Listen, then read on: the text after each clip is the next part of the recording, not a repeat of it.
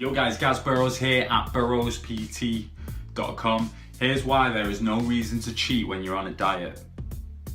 So, Easter has just passed. You might have had some more chocolate, you might have overindulged in some of your favourite foods, which could be classified as junk. You might have drank more alcohol than you would usually, for numerous reasons, do you know what I mean?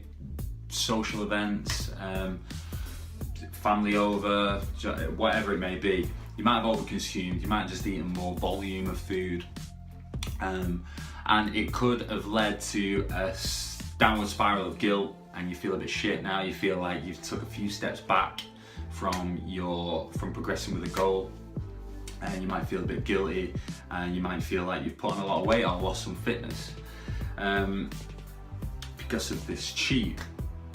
Now, you shouldn't really cheat on any diet. Do you know what I mean? A diet to me is not a short-term kind of block, like say an 8-week diet or whatever.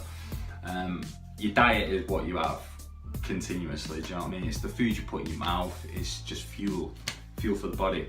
And if you feel you've fallen off the wagon or you've cheated from that, it's simply a diet that is not going to be sustainable because you've felt the urge to cheat yourself off this plan. Now, I've always encouraged my clients, and I do it myself, where I just factor in these foods. So I don't feel like I'm cheating. If I want to have a bit of chocolate, I'd have a bit of chocolate, do you know what I mean? If I want to have a takeaway, I'll have a takeaway.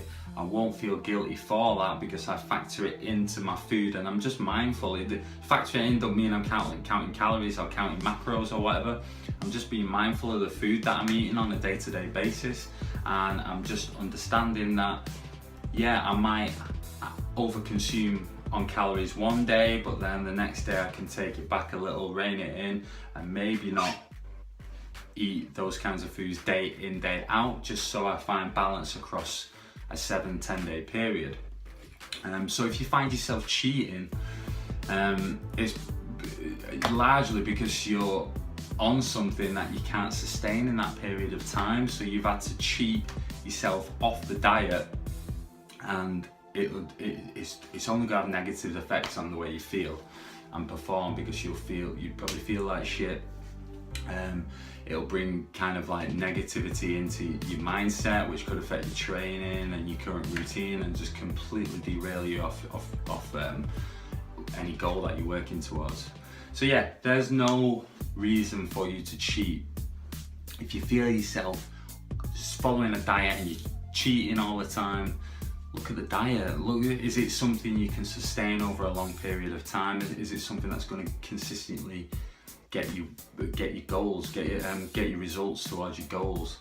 And if it's not, then look at changing your diet, the main chunk of your diet, and factor in the foods that usually you find yourself cheating on. Factor them into your original diet so that you can, do you know what I mean, not feel the guilt when you eat them.